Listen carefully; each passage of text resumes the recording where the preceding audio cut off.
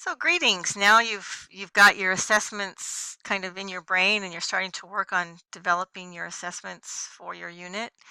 And we want to talk about for a few minutes instruction and assessment for ELs, working with ELLs. Many of you will have English as a second language students in your classrooms, students that are maybe multilingual but don't speak English.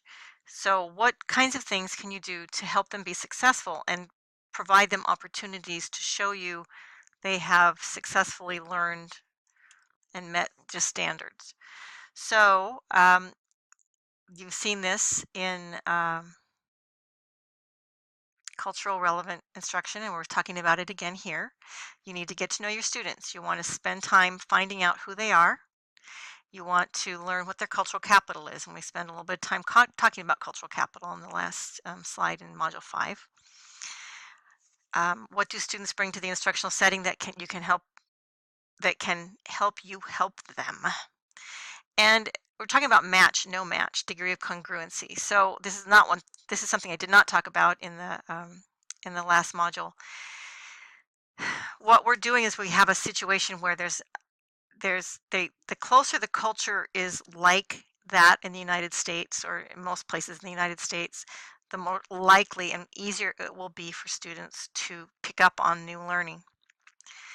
The farther away that match is, for example, between rural Alaska and urban Alaska, will create a situation where it's more difficult for students coming in from rural Alaska to urban Alaska to access new learning. So this is trying to balance it out, create a degree of congruency that will help students, give students access to academics and social cultural capital. So what does that look like in terms of language? You have students that come in that don't speak English, and you'll notice that we all have different ways of speaking depending on who we're with, family, friends, community, school, when we're out hunting and fishing or in the workplace. And we do all these things, speaking, listening, auditory, kinesthetic, reading, writing, speaking, visual. All that language is specific to our culture. When a child comes to our classrooms from another world culture or even another local culture, they are learning a new domain of language. And school has its own domain of language. Where's my little cursor here? School has its own domain of language. And so you're taking a child from a community who has a certain way of doing things, way of using language, and you're teaching them a new way with language. You're teaching them how to access the language in school and the culture in school. So to challenge a child not to speak a certain way is probably not productive. What might be productive is to say, you come to school and you speak like you're with your family and your friends. And I'm suggesting to you that this is a different way of speaking, that we speak schoolese, we speak academic language. And I'm here to help you learn it. I want you to learn to practice using it while you're here in school.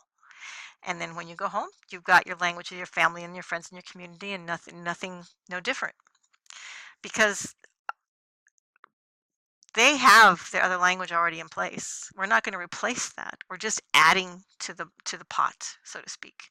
And it's a big pot because they come to school for a long time. So this is a whole new way of being in many ways. One of the things that we notice with students that come in not speaking English or speaking limited English is that they learn how to speak conversational language more quickly than they do academic language. Conversational language can be learned comfortably with an average learner and an average speaker about, between 1 and 3 years, depending on their educational background. It does make a difference. I had a little boy whose mother and father didn't speak a lick of English, and his mother was a teacher, and his father was a restaurateur. And this kid was teaching the other kids in the class English by his first year in school, and he was a first grader. He learned very, very fast. So it just depends on their background. But generally speaking, that's the exception, not the rule. Academic language comes 3 to 7 years in. And the minute they come in later than kindergarten or first grade, they will always be playing catch up unless they are really immersed in a second language acquisition place in school for a period of time. So what does BICS look like? Basic interpersonal communicative skills. It's language proficiency in context of social communication. It's less cognitively demanding. It's not hard to think about Where's the bathroom? Where's the library? I'm hungry. I don't feel well. Face-to-face interaction, extensive gestures, and context. There's just a lot of surrounding information when they're at this level of language use. Language is expressed through listening and speaking and is rarely seen in print form. So there's these kids having a picnic, don't have to say write and say I want to, or they're actually doing crafts. I write down I want some beads. No, just here. I need the beads. Here you are. First and second languages are in constant interaction, and notice that everything you do with ELLs and second language learners needs to include interaction because that's how they learn. It's a coaching thing. It's a zone of proximal development. The cognitive academic language proficiency, the CALP, is what we have in school. I was talking about school language. Language proficiency related to academic setting. It's more intellectually demanding. It's harder. It's more because it's more abstract and because there's a time limit for clarification. And those of you that know have had to work through curriculum and move through pages without being provided the opportunity to stop, pause, and reteach, understand exactly what's happening with these kids.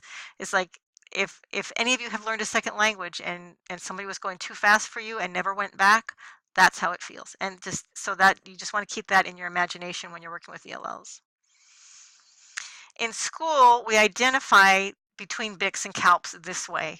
The state has the WIDA performance definitions, and these are the language performance definitions they give for entering through reaching. And entering is really where a student is at BICS level. They use pictographic representations of language in content areas, words, phrases, oral language, and that's pretty much it. And then each level, you're adding more and more language skill, more and more language, more and more language, more and more language until it's reaching, they're almost speaking like a native speaker of English. Or it would be another language in another country, but here we're talking about learning English, and this is it.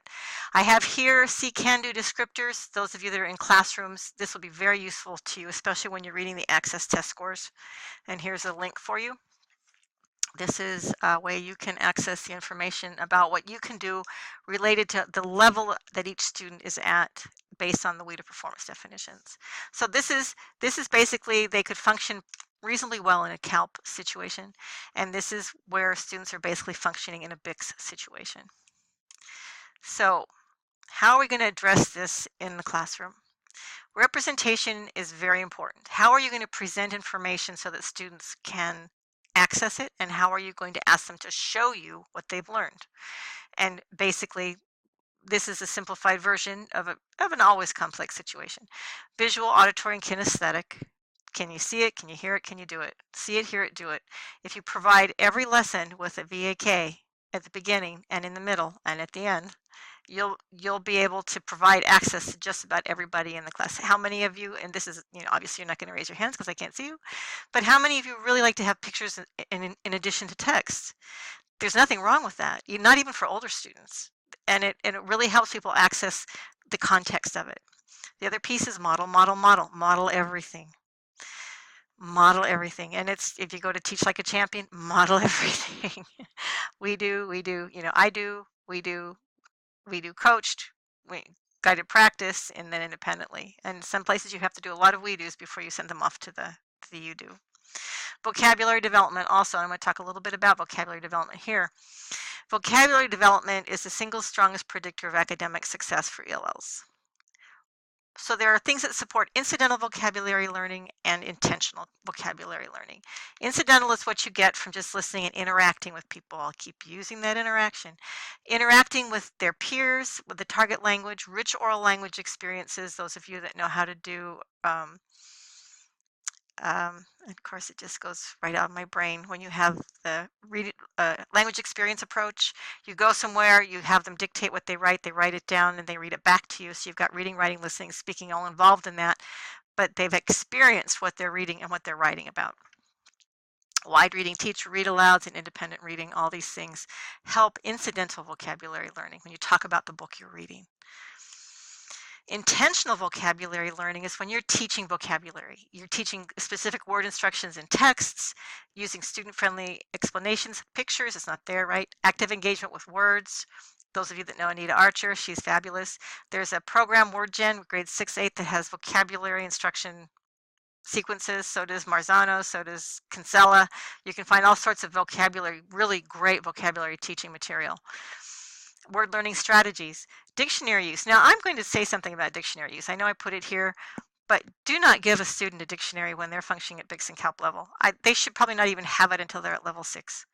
Because if they don't know what a word means, a dictionary isn't going to help them. If they don't know how to spell the word, a dictionary isn't going to help them. So a dictionary is used to confirm and deep knowledge after they've got it, after you've front-loaded the vocabulary. Morphemic analysis, that's the fancy way of saying teaching them how to look at word parts. Contextual analysis, same thing, teaching them how to infer meanings of the words in text. And cognates, always fun, are words that are similar in the first language to the second. For example, computadora and computer. Salsa and salsa. Salsa is salsa in all languages, right? So, but words that are the same in English as they are in their native languages. And so a lot of the technical words are that way. So a way to teach intentionally would be to use, this is one example of many types of vocabulary organizers, the Frayer Model, where you have the definition of the word, the characteristics that exemplify the word, examples, and non-examples of the word. The word goes in the middle here, right here. And then here is an example for math of the Frayer Model, and you can put these up on the walls. You can have students work in pairs with them. I mean, there's lots of different ways to manage students working with vocabulary.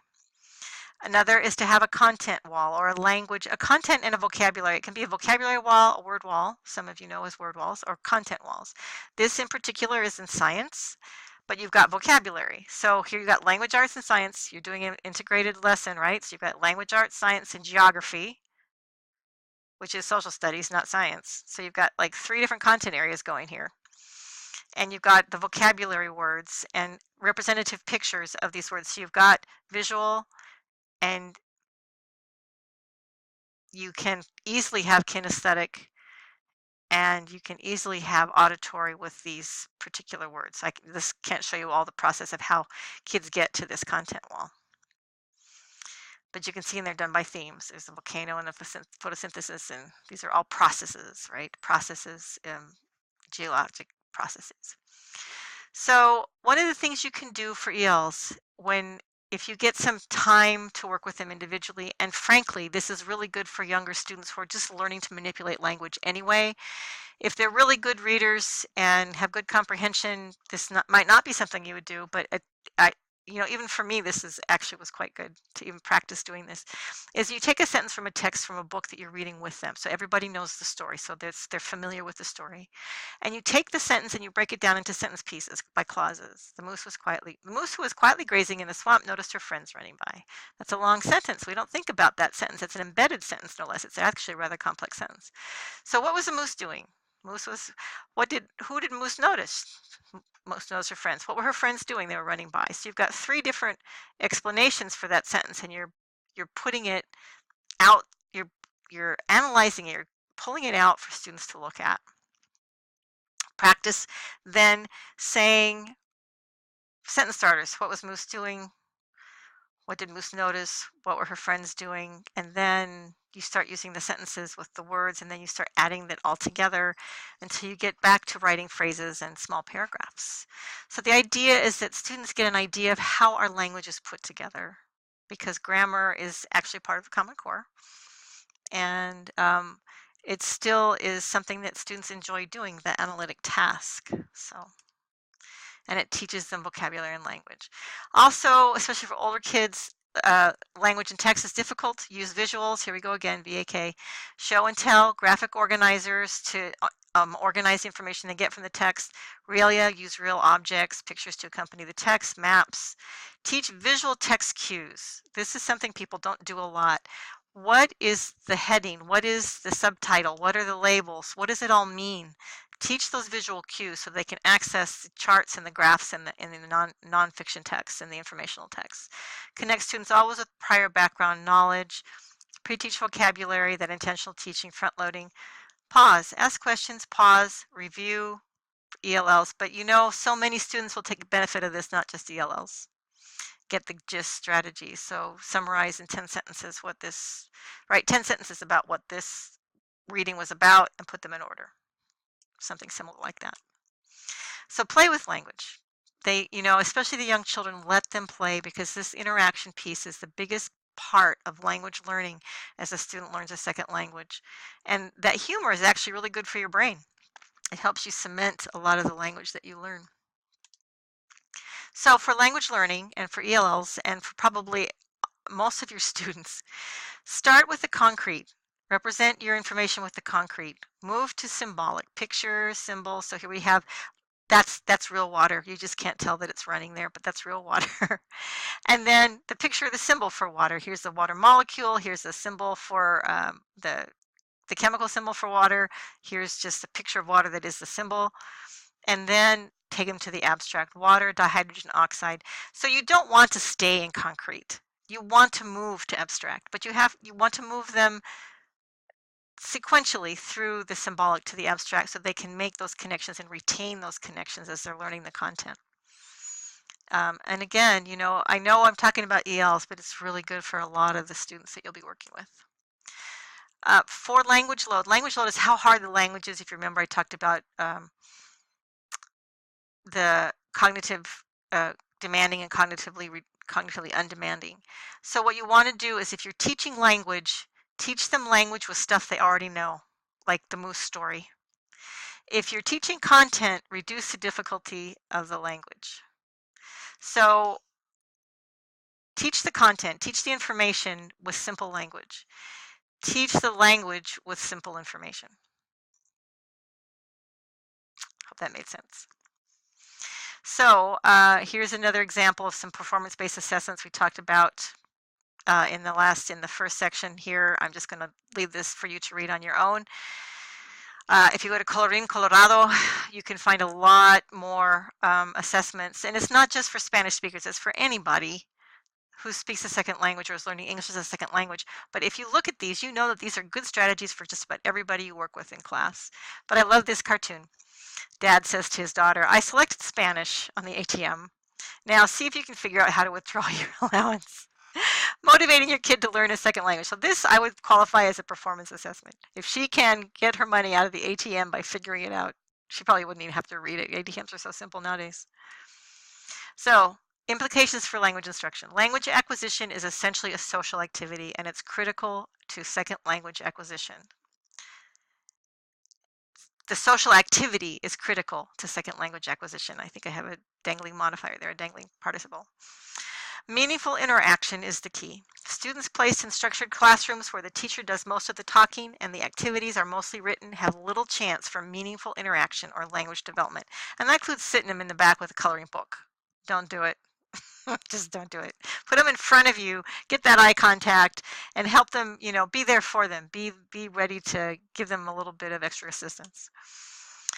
Keep in mind when working with ELs, our knowledge of words determines how we understand text, define ourselves for others, and define the way we see the world. So so that's all about vocabulary, right? Our knowledge of words. Don't change what you teach, change how you teach it. And we'll talk about differentiation on Module 8. So here we have a large number of resources for you. Ovando and Combs, Bilingual and ESL Classrooms is a great text. And all these links here, not related to the text, are regarding how you differentiate reading instruction for ELs and for your large body of students in general. But this is specific to English language learners for the most part, as well as some resources for explicit vocabulary instruction. And we know that, as you know, teaching academic vocabulary is a big piece of success for ELLs in classrooms. So, for example, Kate Kinsella's stuff. There's some YouTube videos. I'm pretty sure all these links are still active. I used a lot of material from Jen Cummins throughout this particular presentation, and Richard Amato's work as well. There's some just basic information that comes with working with English language learners.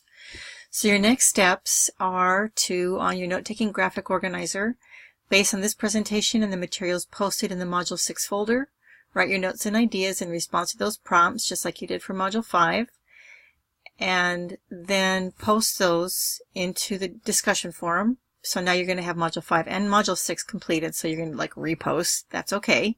Now you have new material on it. You want to complete your assignments for Module 6, identifying acceptable evidence of learning, and then complete the checking for understanding, reading response for Module 6. Same requirements apply. Submit it on time. You'll get, you can make revisions if you submit it on time, and I'll definitely give you plenty of feedback. And don't submit them by email, please. Any questions you have, always let me know. I look forward to your work.